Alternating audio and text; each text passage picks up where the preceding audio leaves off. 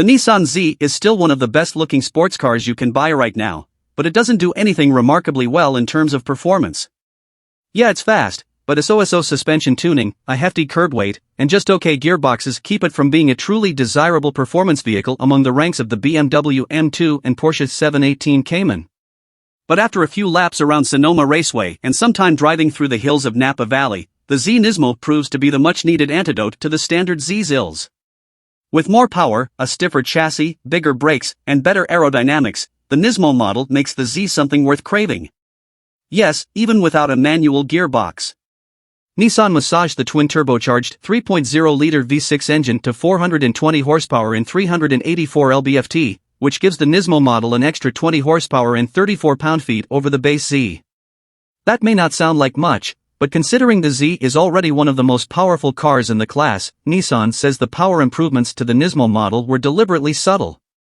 More boost and improved ignition timing technology from the GTR quash whatever low-end turbo lag lingers in the base Z at torque peaks at 2000 rpms, and the standard launch control system, which we tested on Sonoma's professional quarter-mile drag strip, sends the Z Nismo into a healthy sprint. Nissan doesn't publish an official 0 to 60 time for the Nismo model, but considering the base car gets there in about 4.5 seconds, the Nismo should come in under a few tenths of a second under that mark. Alternatives like the BMW M2 still have a more visceral gut punch off the line, but the Z Nismo focuses most of its energy on mid-range and top-end shove, where it excels. Minor cooling upgrades and more aerodynamic bodywork improve airflow as the Z Nismo powers through the upper limits of the rev range with remarkable speed. And where the standard Z's boost begins to bottom out near redline, the Nismo's upgraded turbos keep spinning for a powerful plateau until the next shift. Bigger brakes, meanwhile, ensure the Nismo stops quicker too, measuring 15.0 inches up front and 13.8 inches in the rear. The speed arresters come with 4-piston front calipers. The bigger brakes bring the Z Nismo down to speed quickly on the track without feeling too grabby on the road. No, there is no manual gearbox. Nissan says most Nismo buyers will be tracking their cars and thus will prefer to set faster lap times with the inherently quicker automatic. That'd be an easier pill to swallow if the 9-speed were tuned to perfection. It's not. The transmission holds gears for an annoyingly long amount of time in the new Sport Plus Drive mode. Even Nissan engineers admit you probably shouldn't tick to this setting it on public roads. On the track though, the overly aggressive gearbox helps keep the Z Nismo feeling faster. Bouncing off redline around the back S-curves of Sonoma is one of the few instances where the high-revving gearbox makes sense. For the road though, keep it in sport mode and the 9-speed executes shifts with far better timing and precision. The suspension is damped beautifully for performance driving, even if it is a bit backbreaking. Oh, the woes of owning a sports car. The Nismo's stiffer dampers, mechanical diff, and improved rigidity tame the Z's otherwise unruly suspension, even though the car is about 100 pounds heavier than the performance model. The Z Nismo is flatter and faster than the base car when attacking a tight turn. The tires deserve a lot of credit here. The standard Dunlop SP Sport Max GT 600 rubber wraps around 19-inch lightweight wheels, and the end result is a huge improvement in grip.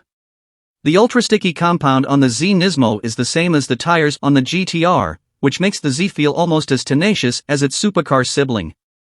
The electronic power steering has nice heft and excellent feedback, employing for the first time what Nissan calls its one-shot technology. The idea is that Z Nismo drivers only need one fluid movement to enter and exit a turn with no micro-adjustments. And on a track like Sonoma, fluidity is important. On turn 1, a long, uphill sweeper that bleeds into a blind crest, a light leftward tug on the steering wheel is enough to get Nismo's nose pointed accurately into the apex, no micro-adjustments required. That same ideology rings true on the road. Even on a tight 90-degree turn, the one-shot steering felt beautifully precise and didn't require any fiddling midway through. The Nissan Z is a damn good-looking car and the Z Nismo looks even better. The racy touches applied to this version are subtle, in line with the subtly updated performance, but they give it a more aggressive aesthetic. Most importantly, red. The revised front and rear bumpers and side skirts don the Nismo signature red stripe, which you'll find on everything from the former Juke Nismo to the hardcore GTR Nismo. It works here too, with the aggressive shape of the added aerodynamics giving the car a much sportier look in general. And the larger rear spoiler, while designed for increasing downforce, also looks stellar on the backside of the retro-designed coupe. Even the controversial grille looks better here, featuring a more subdued treatment that sheds the basic waffle-like texture for a sleeker honeycomb pattern for improved aero.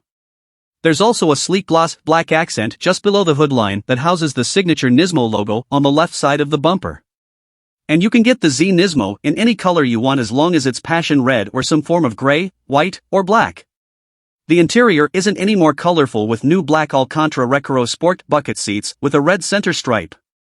Sorry to anyone who likes colors. At least the Recaros in the Z Nismo are much better than the Z's standard chairs. These thrones provide excellent bolstering for aggressive driving and a great shape for long-term butt and back support, but they still aren't super adjustable. The all-manual controls only allow for fore and aft movements, you still can't move the seat up or down. Nissan even tweaked the gauge cluster to help differentiate the Nismo model from its base brethren with, you guessed it, red graphics and Nismo logos aplenty. It does use the same clunky, outdated infotainment system as the base Z with the bigger 9.0-inch touchscreen, but at least wireless Apple CarPlay and Android Auto come standard. Here's the kicker, the Nissan Z Nismo starts at $66,085 in the US with the destination fee included.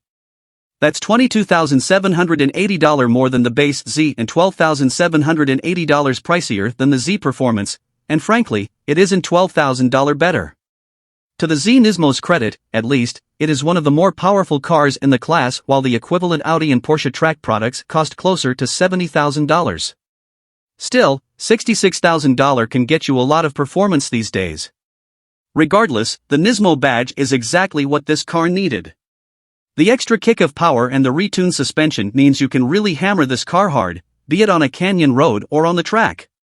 And even though it lacks the manual gearbox that many buyers do want and expect of a car like this, the thoughtful performance upgrades elsewhere make the Z Nismo a more exciting proposition than the base car.